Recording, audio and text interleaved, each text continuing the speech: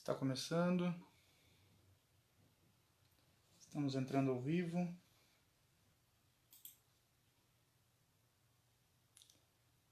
Deixa eu conectar aqui. Muito bem. Está entrando ao vivo.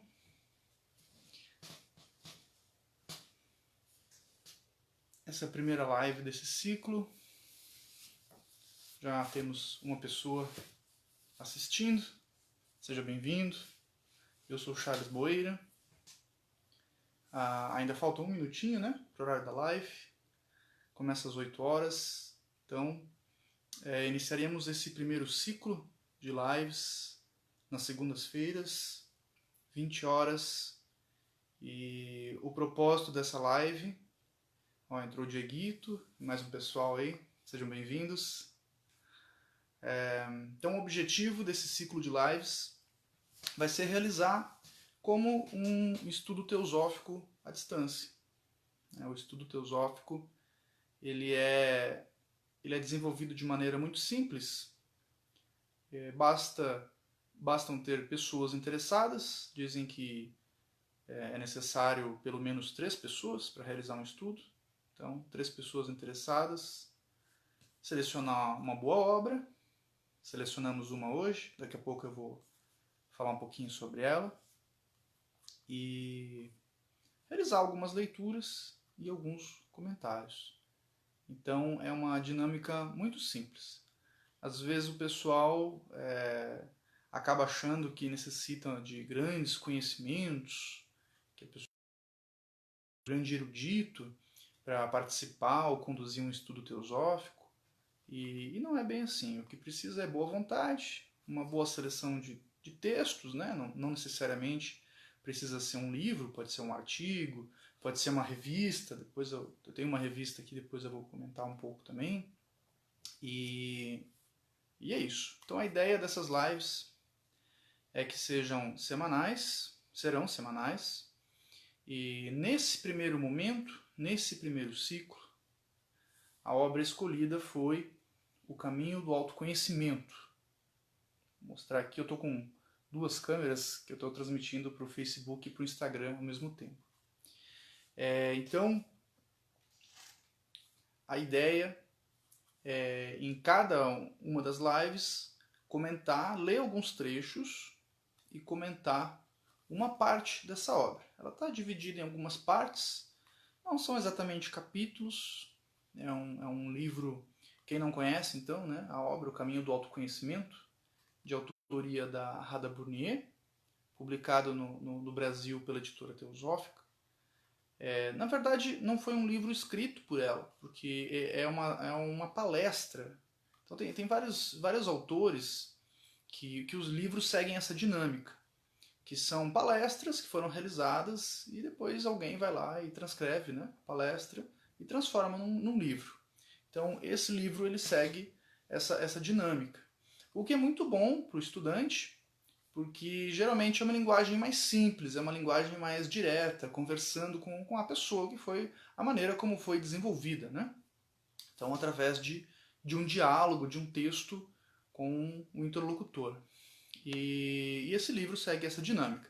Há vários autores da literatura teosófica que têm livros publicados dessa maneira, né? A Annie Besant é um caso, o próprio Krishnamurti, né? Que tem vários livros também publicados pela Editora Teosófica, também seguem essa dinâmica, né? De palestras que foram realizadas e depois foram publicadas.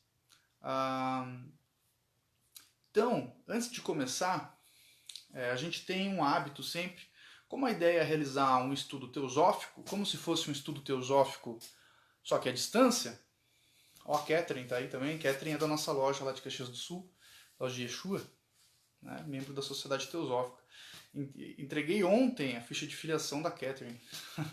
Ontem que foi aniversário internacional da Sociedade Teosófica, 144 anos, e aniversário da Sociedade Teosófica no Brasil, 100 anos. Estou com a camiseta, inclusive, do centenário. Estava ontem na comemoração aqui em Brasília. Está tendo comemoração em várias partes do país, ainda durante esse mês, né?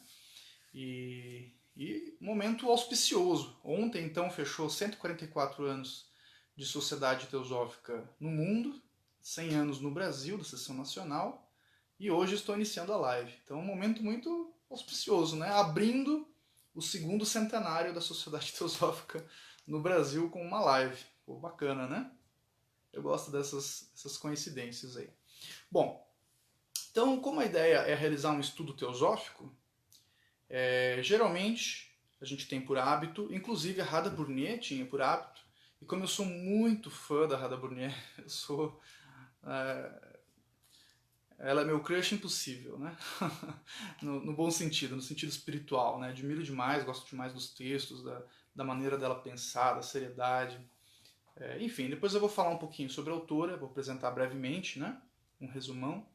E um vídeo que eu assisti de um estudo dela, eu vi que ela sempre abria os encontros com o mantra da unidade, da Anibesam. E vários teosofistas têm esse hábito. E depois que eu vi o vídeo da Radha realizando, e eu gosto muito do sotaque dos indianos falando inglês, assim, eu acho muito bonito. E eu achei muito bonito a Radha recitando o mantra da unidade. E aquilo me marcou, e depois, assim, todo estudo eu sempre recito o mantra da unidade na abertura. Claro que não é nenhuma novidade, vários teosofistas fazem isso, vários grupos teosóficos fazem isso, né? Então, eu gostaria de convidar todos que estão assistindo, temos aí em torno de 10 pessoas assistindo no momento, né? Aos poucos o pessoal vai chegando, a fazer um breve relaxamento, né? Sentarem de maneira confortável, no local onde estiverem, pode ser na cadeira, não tem problema, não precisa cruzar as pernas, mas se quiser, se achar que é uma posição mais confortável, pode também. Quem quiser pode fechar os olhos ou deixar eles semicerrados. Acalmar a respiração.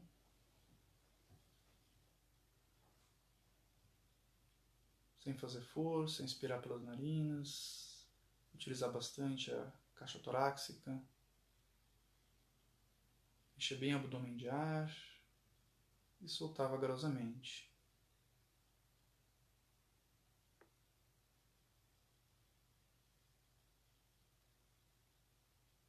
Eu vou recitar o mantra da unidade, de autoria da Anibesam, segunda presidente internacional da Sociedade Teosófica.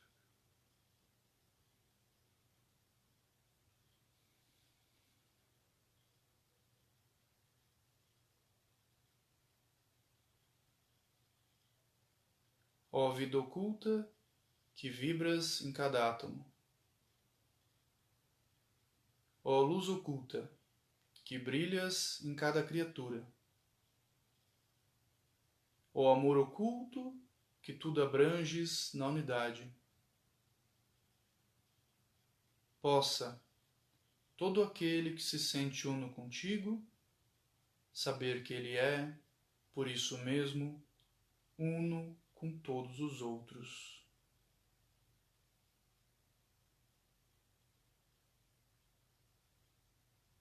Em nome dos santos seres que regem esta sociedade e esta humanidade, damos por início este estudo. Em uma plataforma online, né? Quando que Blavatsky ia imaginar que isso seria possível? Ou talvez imaginou, sei lá, né? Quem pode sondar a capacidade de Blavatsky, né? Que ela tinha em vida. Bom, então, voltando à obra, quem não me conhece, sou Charles Boeira, que entrou agora, e O Caminho do Autoconhecimento é uma obra publicada, foi uma palestra que a Radha Burnier proferiu sobre a Helena Blavatsky, inclusive, né? Tem uma introduçãozinha aqui, eu vou ler e comentar alguns trechos da introdução e também da primeira parte do livro. O livro é dividido em algumas partes, já vou citar as partes que ele é feito, né? E a ideia é que em cada live eu faça a leitura de alguns trechos, claro que não vou ler a obra na íntegra, né? Senão eu vou ficar enfadonho aqui, e farei comentários sobre. Essa obra, então já fazendo uma propagandinha, mas essa obra que eu gosto muito dela, ela é uma boa obra de introdução, embora ela não seja exatamente introdutória. Ela é uma obra de nível intermediário, ela é bem profunda, mas em uma linguagem bem simples. Porque como ela foi transcrita de uma palestra, e também ela é de autoria de um teosofista mais recente, a Radha Brunier, ela foi presidente da Sociedade Teosófica de 1980 até 2013, quando ela desencarnou. Então, ela é uma teosofista muito recente, né? Se comparar com Blavatsky, que é do século XIX. Então, a linguagem é mais fácil. Então, por isso que eu digo que é uma boa obra introdutória, porque a linguagem é relativamente mais acessível do que a maioria das obras teosóficas. Mas ela não é uma obra rasa. Né? Ela é uma obra que exige um grau de reflexão profundo. Como todas as obras da literatura teosófica, ou a maioria delas, ela é uma obra reflexiva. Não é uma obra que você vai conseguir ler de maneira corrida, como se fosse um romance qualquer. Né? Não é esse tipo de leitura. Ela exige que você leia e que você tenha um momento de reflexão, que você vá assimilando aqueles conhecimentos. Os mestres de Blavatsky, em suas cartas, tenho aqui, né, eu vou falando os livros, que esse livro ele é bom também de introdução, porque ele cita vários outros. E por isso que eu posicionei vários livros aqui atrás de mim, que se eu precisar comentar algum, eu vou pegando e vou comentando. Né? Então existem esses livros que são as cartas dos Mahatmas, que são os mestres de Blavatsky, né? Trocaram cartas com alguns teosofistas lá no início da história da Sociedade Teosófica. E em um trecho eles dizem que a assimilação desse conhecimento deve ser como a digestão dos alimentos. Deve ser gradual, né? Para que a pessoa não tenha uma congestão espiritual. Então tem que ser gradual. Então uma live por semana é uma digestão gradual, né? desses conhecimentos. Temos o Juarez entrando, o Igor, presidente da editora atual presidente da editora Teosófica, que honra. O Juarez é um jovem teosofista muito empenhado, né, no trabalho no Estudo Teosófico, eu tive o prazer de conhecer, que bom que estão assistindo. Bom, então falando um pouquinho, já falei um pouquinho sobre a Radha, né, então ela foi presidente da Sociedade Teosófica por mais tempo, foi a presidente que ficou mais de 30 anos, né, na presidência, e ela também era filha do Shriram, né, ela, que foi também um presidente da Sociedade Teosófica. Ela nasceu em Adyar, onde é a sede internacional da Sociedade Teosófica. Né? E também desencarnou em Adyar. Ela nasceu e veio para esse plano e deixou esse plano na sede internacional da Sociedade Teosófica. Então vejam o quanto o envolvimento dela com esse movimento. E filha de um presidente, e acabou se tornando depois a presidente que ficou mais tempo. Ou seja, uma vida de dedicação. Desencarnou, se não me engano, com 90 anos. Então 90 anos aí de dedicação à busca espiritual. Ela também foi diretora da escola Krishnamurti, era muito próxima do Jiddu Krishnamurti, e foi amiga dele em vida, e etc. Bom, então, resumo, uma pessoa que eu admiro muito, e trouxe um conhecimento bem interessante. Esse livrinho, ele está dividido em algumas partes, que são elas. Então eu vou dar os títulos aqui, só para a gente ter uma ideia do que virá a seguir nas outras lives. Né? Hoje eu vou falar um pouquinho, eu vou ler alguns trechos da introdução e da primeira parte, que fala assim, experiência própria.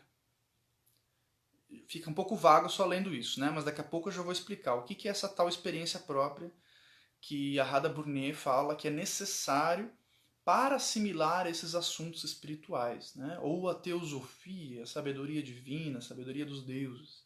Né? Já vou chegar lá. O segundo tópico, que vai ser o tema da próxima live, semana que vem, é o sofrimento e o mal. O terceiro tópico, a sabedoria é prática. Depois, a unidade da natureza. O altruísmo é yoga. Observe o que ocorre no interior. A purificação da mente. Ação correta. A fonte da felicidade. O desejo de ser deve ser anulado. Profundo, né? Chegaremos lá, né? Mais no final do livro. E, por último, a libertação dos apegos. Então vejam que ela vai dividindo a palestra dela em tópicos e foi dessa maneira que o livro foi organizado. Para quem quiser adquirir a obra, ela está disponível, né, nos canais da Editora Teosófica, no site editorateosófica.com.br.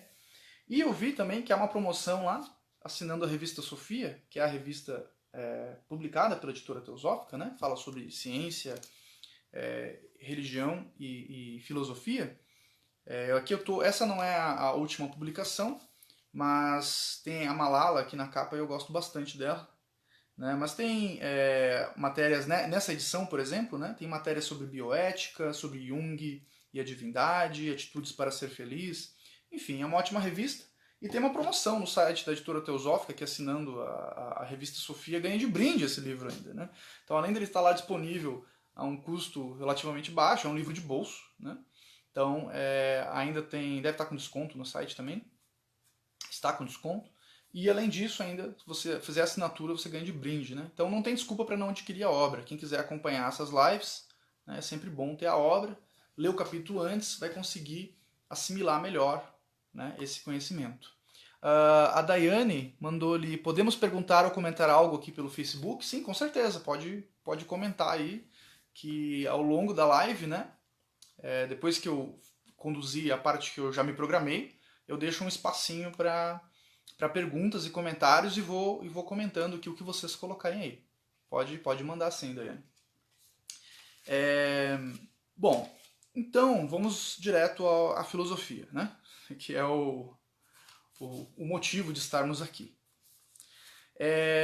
O livro começa com uma citação de A Voz do Silêncio. A Voz do Silêncio, que é um livrinho que eu tenho aqui atrás também. Eu não tenho como não mostrar os livrinhos, né? Porque esse livro, como é uma palestra sobre Blavatsky, ele cita muitos outros livros. A maioria, acho que todos eles eu tenho aqui ao meu redor. Daí eu vou mostrando, né? Para quem quiser se aprofundar no estudo. Então, A Voz do Silêncio, que é considerado, inclusive, o primeiro livro budista publicado no Ocidente, o primeiro livro sobre budismo publicado no Ocidente, escrito pela Blavatsky. E tem tradução do Fernando Pessoa, né? Essa edição da Editora Teosófica. Uma curiosidade, ele traduziu muitas obras e era um teosofista. Né? Pouca gente sabe disso, então é uma curiosidade que eu gosto de comentar. Bom, então esse trecho da Voz do Silêncio, que abre a obra O Caminho do Autoconhecimento, diz o seguinte: para alcançar o Nirvana, é preciso alcançar o autoconhecimento. E o autoconhecimento é fruto de atos bondosos. Bonito e profundo, né? Ao menos eu acho isso. Eu vou ler de novo. Para alcançar o Nirvana, é preciso alcançar o autoconhecimento. E o autoconhecimento é fruto de atos bondosos. Como eu disse antes, essa é uma obra que necessita... todas as obras, principalmente os livrinhos de bolso. Eu, particularmente, eu gosto daquela música do Seu Jorge, que ele diz que... Do Seu Jorge e da Ana Carolina, né? Que diz que a reza tem que ser breve para o santo não entediar. As minhas obras favoritas da Editora Teosófica são os livros de bolso. Né? Então, A Voz do Silêncio, Luz no Caminho, Ocultismo Prático estão atrás de mim aqui. E O Caminho do Autoconhecimento é um deles, e tem outros também. Só que eles não são leituras rápidas. Né? São todas leituras muito profundas e que exigem essa reflexão, essa assimilação gradual dessas informações. Porque o livro não nos traz conhecimento, nos traz informações. Mas essas informações podem se tornar conhecimento através de um processo. E é disso que essa obra vai falar nessa parte que eu vou comentar hoje. Né? Então, pode virar conhecimento e, em um grau ainda mais avançado, pode se tornar sabedoria. Então, eu acho que esse é o objetivo, né, de estarmos aqui nesse mundo. Bom, tem um trechinho aqui. Então, nessa introdução, fala um pouquinho sobre a Blavatsky e diz o seguinte, um trecho aqui, né, que Blavatsky, para quem não conhece Blavatsky, cofundadora da Sociedade Teosófica, foi enfática ao declarar que, embora a teosofia não seja uma religião em si, é a própria religião. A religião sabedoria. é a fonte da qual se originam todas as verdadeiras religiões ensinadas do mundo. Aí tem uma citação. É a sabedoria divina, ou a sabedoria dos deuses. Essa citação está na obra A Chave para a Teosofia, que está aqui do meu lado também. Né? Quem quiser se aprofundar. Então, vou ler de novo a citação. É a sabedoria divina ou a sabedoria dos deuses. É um retirar do véu que encobre verdades extremamente antigas. Então, nesse trechinho, né, está dizendo que essa sabedoria que a literatura teosófica traz é um conhecimento arcaico da humanidade e que nós acreditamos, né? É claro que a sociedade teosófica preserva a liberdade de pensamento, né? Inclusive, é importante salientar que nada do que eu estou dizendo aqui, nada do que eu irei dizer aqui é uma versão oficial da sociedade teosófica, né? Longe disso. Então, é somente a minha opinião, meu ponto de vista, o meu derivado, fruto do meu estudo, né? E das minhas próprias reflexões. Mas não existe nenhuma autoridade na sociedade teosófica. Todos podem discordar. Né? Isso é defendida, né, a liberdade de pensamento dentro da sociedade teosófica. Mas, de maneira geral, há um pensamento de que existe uma sabedoria perene, né? Existe uma sabedoria que nos foi deixada por sábios da antiguidade, e nós temos relatos de alguns desses sábios nas diversas tradições religiosas, na filosofia, e assim por diante. Então, que há uma sabedoria que foi passada para diversos povos em diversas épocas, em uma linguagem adequada que eles pudessem assimilar, e que essa sabedoria é, portanto, a raiz das religiões, das filosofias e mesmo da própria ciência. É um pensamento, né? É um pensamento que há bastante evidências desse pensamento. Né? Nós que realizamos estudo de religiões comparadas, nós começamos a encontrar muitas similaridades, muitas linhas de pensamento comum entre as religiões. Claro que não no seu fator externo. Se nós pensarmos nos dogmas e nos rituais das religiões, é óbvio que elas são extremamente diferentes e diversas. Mas se nós pensarmos na mensagem essencial delas, talvez uma possibilidade, né, deixo para reflexão, hajam muitas similaridades, muitos pontos em comum. Ao menos encontrei alguns ao longo desses estudos. Né? Aí cada um deve realizar o seu próprio experimento. Aí tem uma outra citação aqui também das cartas do Mahatmas, que diz o seguinte: a iluminação deve vir do interior. E continuando, Blavatsky diz: uma religião, em seu sentido verdadeiro e exato, é um laço que une os homens, não um conjunto específico de dogmas e crenças. A religião, em seu sentido mais amplo, é aquilo que une não só todos os homens, mas também todos os seres e todas as coisas do universo inteiro, em um grande conjunto. É um elo de união tão universal e abrangente que nenhum homem ou partícula ou deuses imortais aos animais, dos deuses imortais aos animais, das folhas de grama aos átomos, pode ficar de fora de sua luz. Profundo, né? Esse trecho que eu acabei de ler é de uma revista que não existe mais, uma revista que Blavatsky escrevia, né? Enquanto estava vivo. Então, aqui Blavatsky dá umas dicas, né, do que seria essa sabedoria, né, do que se trata essa sabedoria. E durante a palestra, agora essa era a introdução do livro. Agora entro no trecho que começa dizendo, falando sobre a experiência própria, a necessidade da experiência do buscador para assimilar esses conhecimentos. Então, a Radha, no início de sua palestra, diz o seguinte, que os estudantes sérios de teosofia devem querer mais do que estudar teoricamente as verdades ensinadas na literatura teosófica. Eles devem se esforçar para conhecer a verdade através da experiência própria, com o objetivo de alcançar a sabedoria e a força necessária para ajudar os outros de forma eficaz e sábia, e não cega e casualmente. Esse também é um trecho, né, da Chave para a Teosofia. Esse trecho também é uma citação que ela usou, né, na abertura de sua palestra. O que chamamos de teosofia só é realmente teosofia na medida em que, através de seu estudo, a verdade fundamental da existência una é gradualmente compreendida. A mera especulação intelectual, os debates sobre assuntos cosmológicos e antropológicos e a compreensão conceitual de diversos detalhes abordados pela vasta literatura teosófica disponível não significam conhecer teosofia. Então vejam que aqui há uma armadilha. É uma armadilha mental, né? Da nossa mente, do nosso ego, que a literatura teosófica é muito vasta e, obviamente, ela fala sobre assuntos diversos, inclusive muita metafísica. Né? Então, fala sobre a formação do universo, fala sobre a vida após a morte, sobre karma, sobre o processo de reencarnação. A transmissão via Instagram aqui deu uma pausa, agora acho que voltou. Então, a literatura teosófica fala sobre muitos assuntos.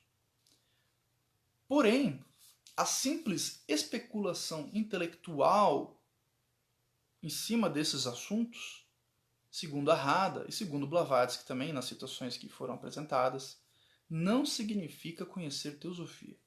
Então existe uma armadilha desse intelectualismo, né? Da gente ficar preso a um processo intelectual e não prático, né? E não conseguir colocar em prática. É claro que essa especulação intelectual, essa curiosidade intelectual, ela é natural e eu acredito, inclusive, que seja um primeiro passo.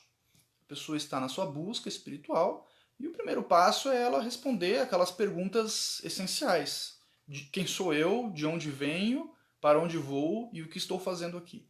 Então é natural que haja essa especulação intelectual, haja essa curiosidade e que esses assuntos nos chamem a atenção. E não há nada de errado no seu estudo. Muito pelo contrário, é muito benéfico. Né? Há quem diga que é inclusive uma técnica de yoga, né? A Jnana Yoga, yoga do conhecimento. Mas somente isso não é o suficiente para assimilar a teosofia. Agora tem uma citação dos mestres de Blavatsky corroborando essa ideia. Não é possível alcançar a compreensão das fases mais elevadas da existência do homem neste planeta através de uma mera obtenção de conhecimento. Nem sequer grandes volumes de informação muito bem articulada podem revelar ao homem a vida das regiões mais elevadas. É preciso obter conhecimento dos fatos espirituais através da experiência própria. A expressão mais elevada significa espiritualmente mais perfeita. Então, vejam que nem sequer grandes volumes de informação muito bem articulados podem revelar ao homem a vida das regiões mais elevadas. Precisa obter conhecimento dos fatos espirituais através da experiência própria. Né? Por isso que o nome desse trecho do livro chama-se Experiência Própria. Né? Então, ele está falando sobre essa necessidade que nós temos de colocar em prática o que nós estamos estudando. Né? Existe um processo interno ocorrendo. Existe um exemplo que eu sempre dou em algumas palestras, né, que costumo utilizar, e agora descobri ontem que o Geoffrey Hodgson escreveu um exemplo parecido em uma de suas obras. Foi um grande teosofista também, né, do século passado. Que é o da planta. Né? Acho que a ideia de cultivar uma planta. Né? Então, o desenvolvimento do ser humano pode ser... A gente pode fazer uma analogia com isso. você não pode forçar o crescimento de uma planta. Né? Você não pode ir lá e arrancar ela do vaso, puxar para que ela estique, né? Que ela cresça instantaneamente, ela vai morrer. Você vai arrancar a raiz dela ali, ou vai quebrar ela no meio, e ela vai morrer. A mudinha, né? Você tem uma mudinha, você não pode ir lá e esticar ela para acelerar o seu crescimento. Mas você pode dar as condições para que o processo ocorra de maneira muito mais rápida, muito mais potente, muito mais auspicioso. Né? E se você deixar essa mudinha num ambiente não propício, com a temperatura não adequada, com a terra não adequada, sem irrigação, ela vai morrer, provavelmente, né? Ou não vai se desenvolver. Enquanto que se você utilizar a temperatura adequada, uma terra bem adubada, água na quantidade correta, luz do sol, etc., ela vai se desenvolver da maneira mais rápida que poderia e de maneira mais vigorosa que poderia. O mesmo ocorre com o ser humano. Então, esses conhecimentos, essas informações que estão nos livros, elas servem para nos auxiliar no nosso processo de desenvolvimento. Mas eles não fazem o trabalho sozinho. Né? Então, simplesmente adquirir essas informações não garantem muita coisa. Mas, sem essas informações, é pouco provável que nós tivéssemos um resultado eficaz, eficiente, tivéssemos sucesso nessa empreitada. Né? Provavelmente nós iríamos, como diz o ditado popular, morrer na praia. Então, de boas intenções, tem um ditado popular, né? Então, só boa intenção não basta. É necessário conhecimento, ou no início informações, transformar isso em conhecimento. A literatura nos dá a base necessária, né? Mas depois o resto é conosco, temos que colocar em prática. Maria Fátima está online, puxa que honra, né? Participando aí. A Tayla também, bastante gente, Moisés. Maria Fátima de Portugal, né? Se eu não me engano. Poxa, que honra, né? Teosofistas do mundo aí nos acompanhando. Depois o vídeo vai ficar disponível, no Instagram fica disponível 24 horas e no Facebook fica disponível, né? O Facebook não apaga o vídeo, então vai ficar lá disponível para sempre, acho. Se ninguém apagar o vídeo, vai ficar lá, né? Então é legal também para depois, quem não conseguiu pegar do início, né, assistir inteiro e também compartilhar aí com quem puder ter interesse, tiver interesse no tema. Bom, aqui, para quem... Eu estou fazendo uma série de vídeos também em outro canal, né, o Diário de um Peregrino, mas eu compartilho em vários lugares, enfim. Estão por aí, né, esses vídeos. Mas no Instagram, em Diário de um Peregrino, estão todos os vídeos. Sobre a doutrina secreta. E aqui, que é a principal obra de Blavatsky, né, a principal obra teosófica, eu acho. Mas que mais aborda mais temas de maneira mais profunda. Né? E aqui ela fala sobre o estudo da doutrina secreta, ela dá umas dicas importantes, né? Que tem a ver com o que nós estamos falando. Então ela diz o seguinte, que as interpretações exotéricas, ou seja, externas, podem ser úteis quando consideradas como simples indicadores e nada mais. Veja bem, as interpretações exotéricas, né, externas. Em algum outro trecho aqui, não vou ler tudo, né, mas ela também comenta que é relativamente inútil, não é inútil, mas é relativamente inútil você pedir para um estudante mais avançado a interpretação que ele tem sobre um tema ou sobre um livro. Não é inútil, claro que é útil, claro que um estudante mais experiente pode nos auxiliar, pode facilitar a nossa caminhada, mas não é o suficiente se contentar com a interpretação dele. Porque o máximo que ele pode dar são...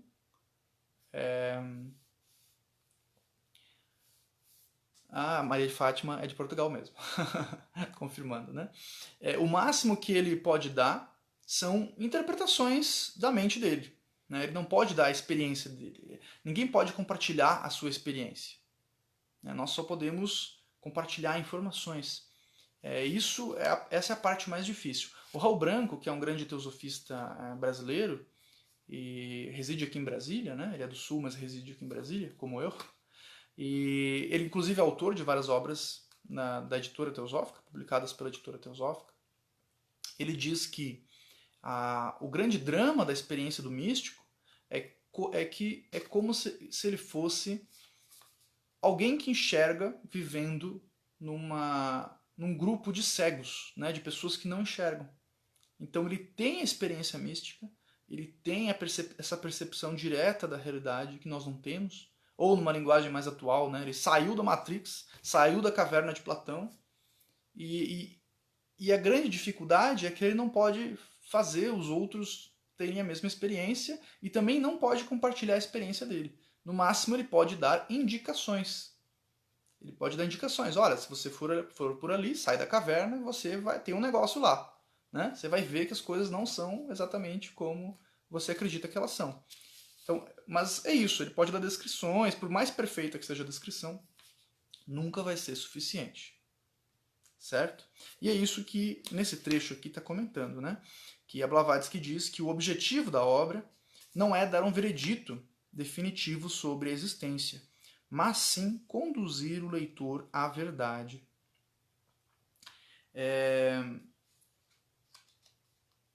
Conduzir o leitor, né? Então, aquele processo que eu estava falando do Jnana Yoga. Então, uma condução que é realizada. Certo? Enfim, a obra continua, né? Com sua explanação. Eu não vou ler todo o capítulo. A ideia era simplesmente trazer essa ideia essencial da necessidade da experiência.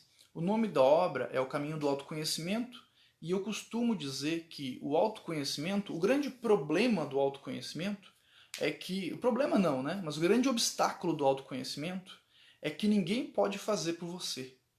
Você é quem tem que ir atrás dele. Né? Você não vai conseguir que alguém dê autoconhecimento para você. Isso é impossível. É algo que ninguém pode entregar para você. Você vai ter que fazer o próprio esforço e o próprio trabalho. Mas claro que com um mapa é muito mais fácil. Né? E é isso que a literatura teosófica nos traz. Nos traz alguns mapas de pessoas que já, talvez, né, já trilharam o caminho que a gente está tentando trilhar. Certo? Não sei se tem alguma pergunta, ninguém perguntou nada ainda. Né? Deixa eu ver quanto tempo de live, já passamos de 30 minutos. A ideia era fazer em torno de 30 minutos. Né? Se passar um pouquinho não tem problema também.